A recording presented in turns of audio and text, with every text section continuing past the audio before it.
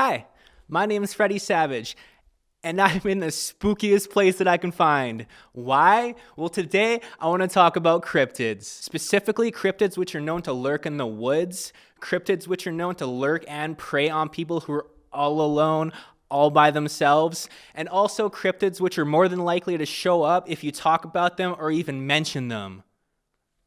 So I'm kind of setting myself up for disaster here. There's no doubt that something lives in the woods of North America and stalks and preys on the people who live there. There's been countless reports over the span of many years of weird and unexplainable things happening inside these woods. So much so that Max Powers from Parapsych TV is even making a video on this whole phenomenon, if you will. And I even have a personal story to which I was within like 10 feet of one. Let me explain. So a couple months ago, me and my buddies went camping at the Souk Potholes on Vancouver Island. We hiked about like 2 kilometers north of the campsite and found a spot to camp on the side of a cliff just above Souk River. On each side of the Souk River, there are 2 massive cliff sides. It's pretty dope, honestly. And with these cliffs, we noticed some caves. So at the spot that we camped at, it was almost midnight. We kept hearing like strange things all around us. On the cliffs just north of us, we literally heard something like climb out of the water within like 20 feet of us. We heard like a lot of rustling in the bushes and just a lot of strange sounds that we've never heard before. My one buddy had his flashlight on trying to find like the source of these sounds, and instinctively he like shone it to the top of this cliff where he thought he heard some sounds. And this is like where we climbed down from to get down to the campsite. And as he shined the light at the top of the cliff, my other buddy caught what was at top before my one buddy saw where he was shining it, and he saw something at the top of the cliff looking down at us. And like the second that he looked at it, it ducked instantly out of the way to where my one buddy with the flashlight, he just missed it. My guy was spooked the entire night, and later on he told us that it looked like the thing from like the Russian sleep experiment, all mangled and shit. My one buddy who shone the light up at the top of the cliff, he actually didn't get enough time to see it, but after my other buddy told him what he saw, he knew exactly what he was talking about. He honestly refused to talk about it until the next morning because he was way too terrified to talk about what my other buddy just saw, and he didn't even see it. Bro, and it's so weird while talking about this, I keep hearing things moving in this barn. Ugh. So the next morning, while doing some investigating, being the super deep investigators that we are, we actually noticed on the cliffs north of our camp where we heard that thing get out of the water the night before, there was actually a huge wet spot down by this piece of flat ground by the water where it quite literally looked like something got out of the water. The water dripped down from whatever it was, and there was a trail leading up the cliff to where my homie saw the eyes. The perfect Skinwalker location. Climbed out of the water, left that mark. Climbed up here because this is a well-climbed path. And then last night we saw they saw a face up top there when they shone the light up there. Later on, my buddy who saw like the thing at the top of the cliff, he was growing a little skeptical if like he actually saw what he saw or not, because honestly the whole thing's pretty fucking weird. So we went up to like where he saw the face, and lo and behold, man, this was fucking creepy. There's like a flattened piece of grass, like a massive flattened piece of grass right in the exact spot where he saw the face. And this looks like pretty freshly flattened too. So this was basically indicating that something was very much there and something was very much looking down at us. So we found the Skinwalker bed. It's like right here. You can see the grass is all like it wasn't something was yesterday, sitting on it. And this is the same spot that we saw its face. There's moss that's been like ripped apart there. My homie was instantly confirmed that what he saw was real. And this is coming from a guy who's like pretty skeptical from anything supernatural. My buddy with the flashlight, who didn't see the face but knew what my other buddy was talking about, went on to explain what he saw, and he was positive that he saw a skinwalker. And then he even went on to fill us in on some of the experiences that he's had running into these things while living on Vancouver Island. If you know, Vancouver Island is a literal rainforest with so much like thick and dense bush to where if something wants to live in there and get away with it, it very much could. He went on to explain like the origins of these things, how the indigenous tribes over the span of many years have many different stories of these forest monsters, if you will, and how they also live in like cavernous areas by the water where they can hide during the day and come out at night to get their fish for food if they can't find any people. It's crazy shit, man, because like my buddy who saw the face, I've never seen him react to something like that before. And I've been like best friends with this guy for over 15 years now. And the amount of like deep detail that my other buddy went into about like cryptids and skinwalkers in general makes me really believe that something does indeed live inside the woods of North America. Different parts of North America have like different tales and different stories of these things that live in the forest, but it's to be believed that it's the same entity since all of the descriptions of these things sound pretty similar. Well, like, that's my opinion anyways. And that brings me to the story that I want to read to you guys today. It is the Skinwalker Creepypasta, which I think is a perfect story to tell, especially with me being in this long and forgotten barn all by myself, surrounded by trees on this cold and dark October night. Ugh. So you better dim the lights, because things are about to get dark. I hope you're comfortable, because you're about to not be. This is Internet Campfire Stories, Volume 6, The Skinwalker.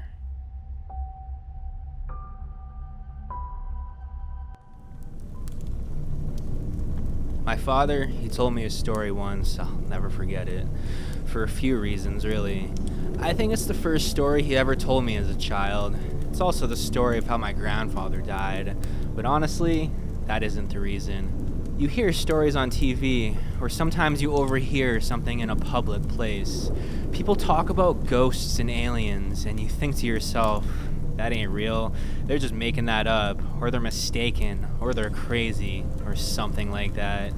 You just can't believe it, that is, until something happens. Something that brings it all together, connects the dots in a way that you didn't think of before. Maybe it happens to you, or maybe you hear the same story again and again from different people. It doesn't take long for the world to become a lot bigger than you thought it was. As I said, this is a story my father told me, but I never believed it, even though he swore up and down that it was true. It wasn't until I started clicking around the internet that I started to believe. I started to hear other stories, just like the one my father told me. It didn't take me long to believe after that. That's not what my father called it, of course. He's never used the internet in his life. He wouldn't know what the online community had taken to calling it. When he chose to call it something other than it, or that thing, he called it a skinwalker, after an old Cherokee tale his grandfather told him. But I'll tell you the story. This is what he told me.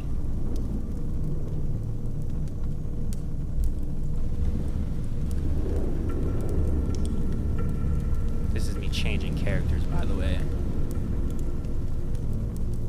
We were out hunting one night in the woods surrounding the dairy farm in Ohio where we lived at the time, he'd tell me. We were tracking coyotes. We'd kill them for $50 a skin. They'd kill calves sometimes. We'd do it every night because we needed the money. Sometimes, while we were out, we'd come on a deer and kill it. Our landlord didn't mind, and it could feed our family for a few nights and save us some money. Anyway, we were done making our rounds and heading home for the night. Walking, because we didn't have a car or a four-wheeler back then. We cut through the woods. That's when we came upon it. There's blood everywhere, splattered on the trees, in the grass, in the creek, everywhere. At first, we figured it was a pack of coyotes. We'd seen how, sometimes, when they weren't able to scavenge for whatever reason, they'd start hunting deer or cattle out of desperation. The worst was when they bred with the feral dogs, but this wasn't like that. You see, when a pack of dogs, wolves, or coyotes attack something, they do it right. They will pick off one that's weak, sick, or old, or just small. They'll hunt it, draw it into a corner, someplace it can't get out of, and they'll run it right to the biggest one, the alpha. And that deer will never see that alpha. It might hear it, but it won't see it. All of a sudden, its throat will be torn out and it'll drop dead. It's quick and it's clean. That wasn't what happened there. Something had come upon a group of deer. Coyotes won't attack a group. Wolves wouldn't either. They'd get too much of a fight. There were 3, I think. 3 bodies just torn apart.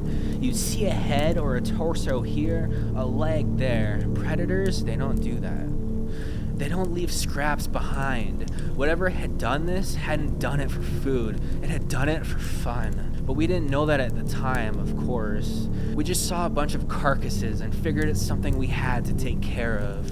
I remember my dad telling me to go home, that he thought it was the work of a pack of feral dogs. But I wasn't leaving him, and I damn sure wasn't hiking through 2 miles of woods alone in the dark, with nothing but a .22 and a pocket knife.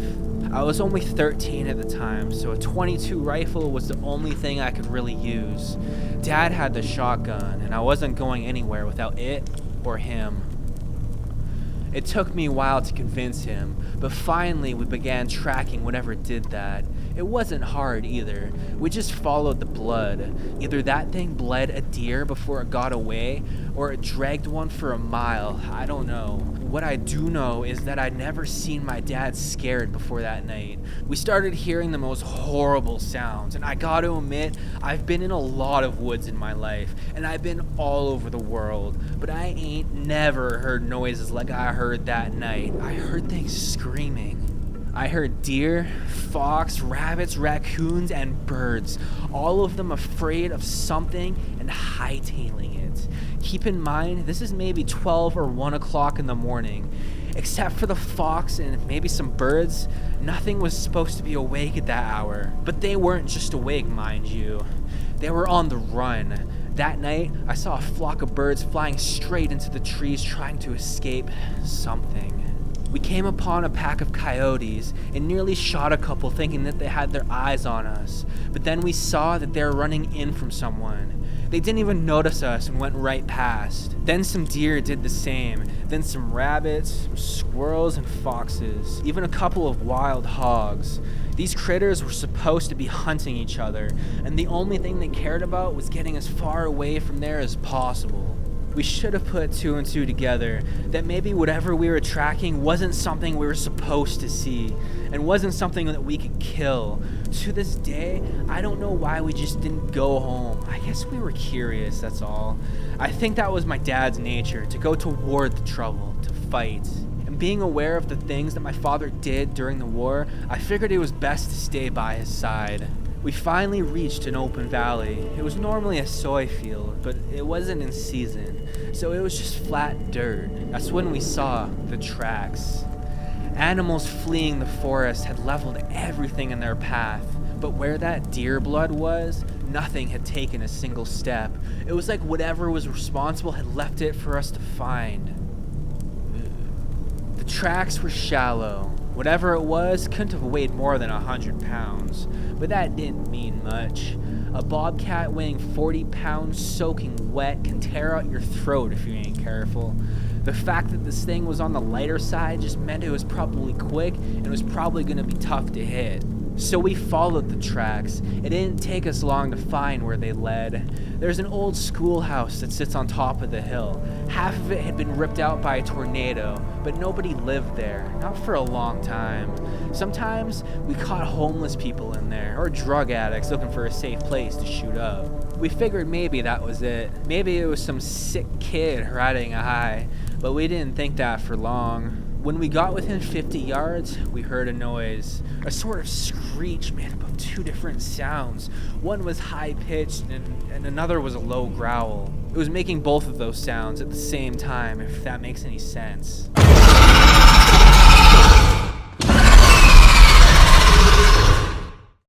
We approached to within 20 yards and then we heard another sound, different this time. I remember thinking that it sounded like paper being torn apart while someone was swinging water back and forth inside of a bucket. Dad, he looked at me, he knelt down and whispered. He told me I had to stay behind him because we're about to corner our prey. Any animal will fight when it's cornered, especially a predator. But we can tell by the tracks that there's only one. He tells me that it's probably a single feral dog, most likely rabid. The plan, he said, was to sneak up on it while it was eating, shoot it, and then keep shooting it till it didn't move anymore, then slit its throat. And if it got to Dad, it was my job to shoot or stab it to get it off of him. So he walked up with me right behind him, just a tad to his side so I could see what it is. I wish to this day that I hadn't seen it. It was leaning over a carcass, tearing off its flesh and throwing what it didn't nibble aside. There was blood all over the brick, glistening in the moonlight. It was pale white and looked a little like a man, but not quite human. It had arms and legs like ours, but it sat like a monkey, hunched over.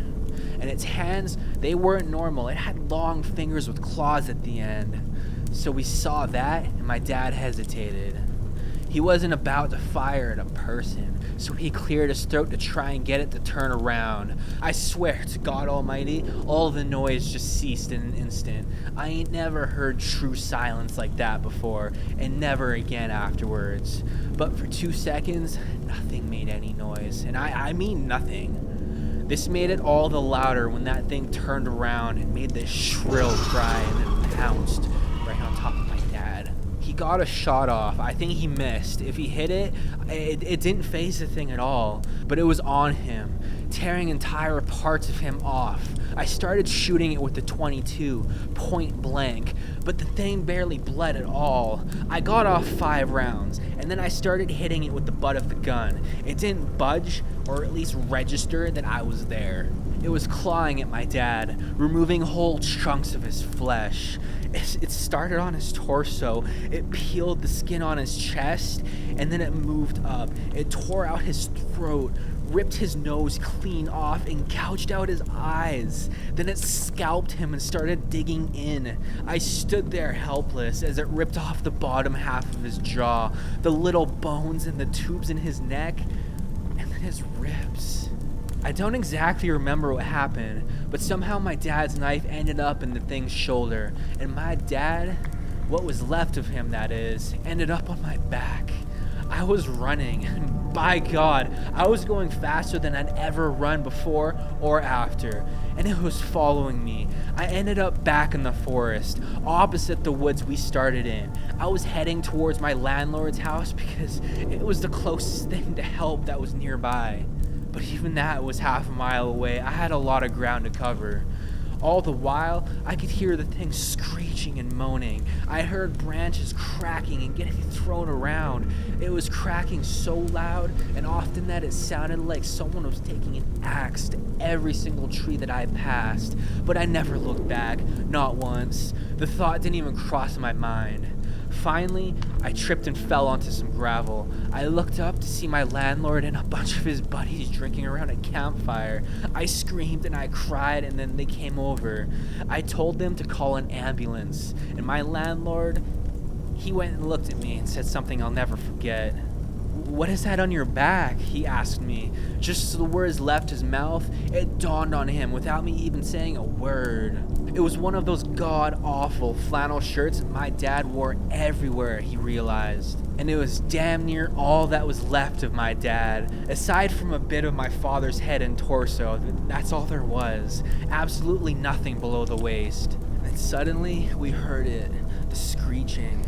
My landlord, he grabbed me, causing me to drop what's left of my dad on the ground. And I was fighting him, crying, because I thought we could still save him somehow. But the truth is, my dad had been gone well before I ever picked him up, and all I'd done was just carry a corpse back home. My landlord had to pick me up and throw me inside before I would go with him. He and his buddies, all of us, we went inside together, and they locked the doors and got their guns.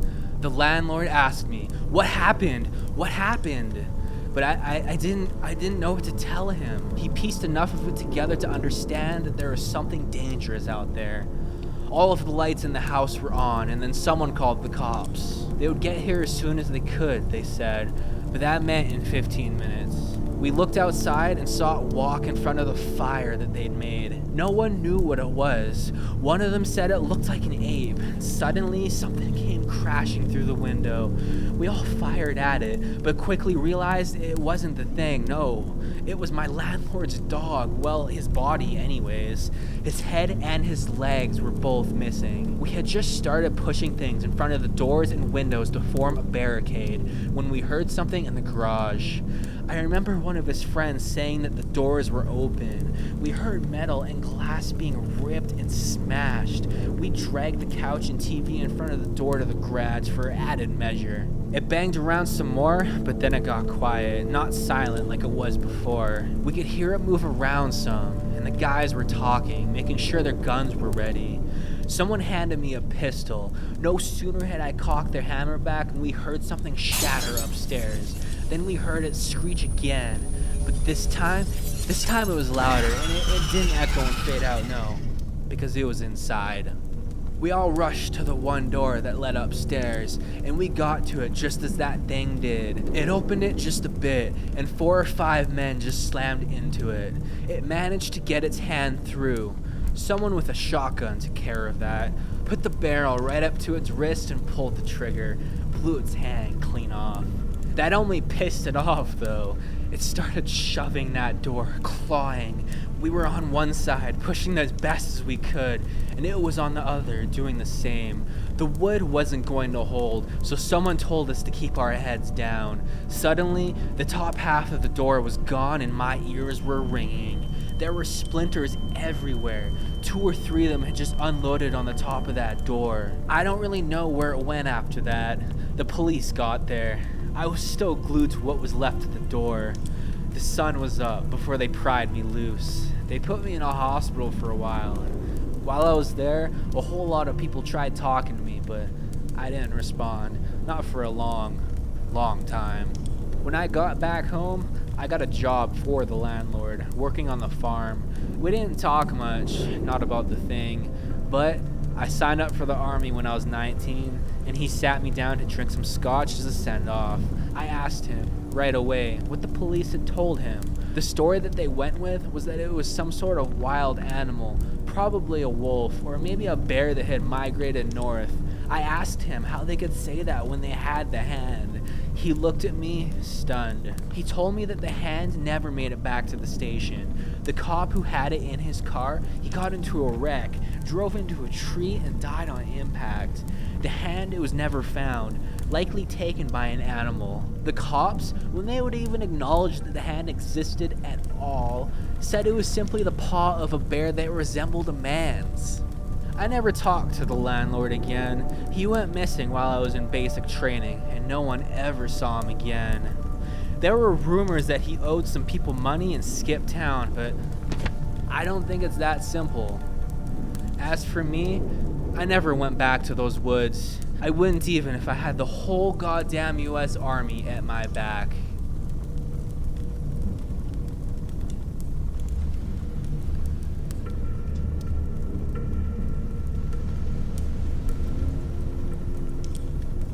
That was the extent of what my father told me about the incident in the woods. There's just one problem, however. My father lied. When my mother died, I don't think that my father felt he had anything left, and that he might as well settle old scores. He returned to the woods, and he never came back either. The FBI was called, and they came and put on a show for everyone involved, but I knew they weren't really looking. I had to get an agent drunk and slip him a few 50s before he finally told me that they get a few calls about those woods every year, about someone up and vanishing. But that was all he wanted to tell me.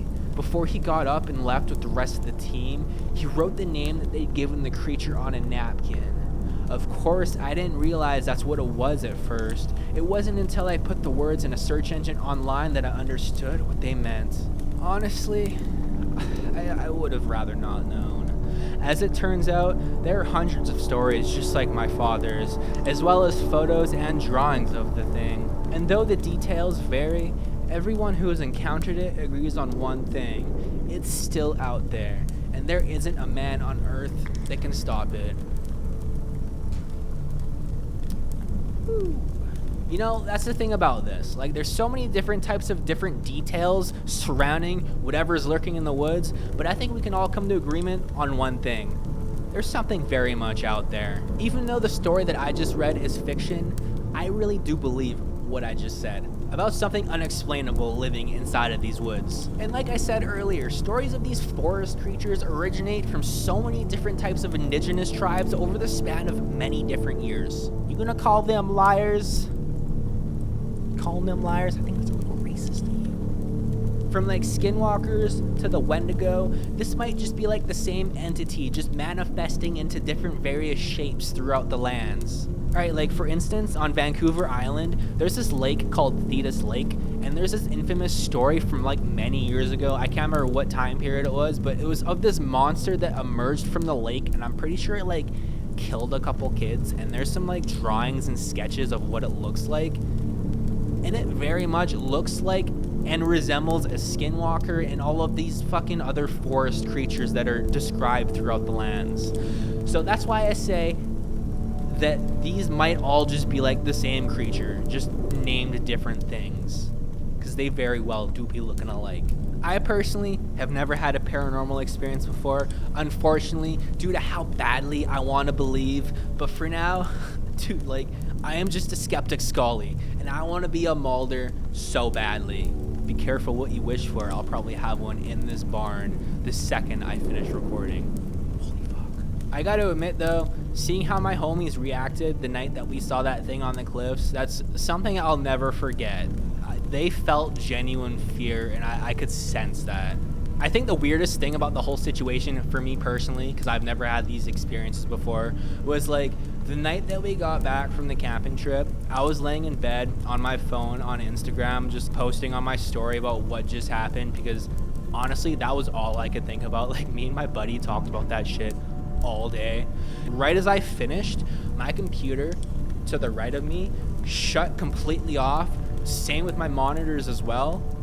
It was so weird. It stayed shut off for a full minute, and then it just entirely booted itself back up again. I didn't have an update or anything. This thing just powered down. There was no power outage or anything. It was fucking bizarre. The second after I finished talking about the whole thing, my computer just powers down and then powers back on. Spooky. But yeah, if anyone's had any experiences with anything like unexplainable or anything super weird within the woods, please let me know down in the comments. I would love to hear it. I think the reason for this episode, honestly, was for me to just like share my personal experiences for a sec, because like, I like talking about this shit, and I don't have anyone to talk to. Except you guys. You guys are cool. It's been a while since I indulged in this series, and I gotta admit, I miss doing these episodes. And for future episodes, I want to start doing more deep dives into like true stories, things like that. Like my last two episodes, the lobotomy and the Blanche Monnier episode. So if there's anything that you would like to see get covered over here, I am open for anything, as long as it's fucked up and morbid. For instance, here's a sneak peek into next episode. I'm covering a surgeon from over a century ago who has a 300% mortality rate. That's all you get to know. It's things like that that I really live for, and I would love to take this channel into more of like a horror direction. So yes.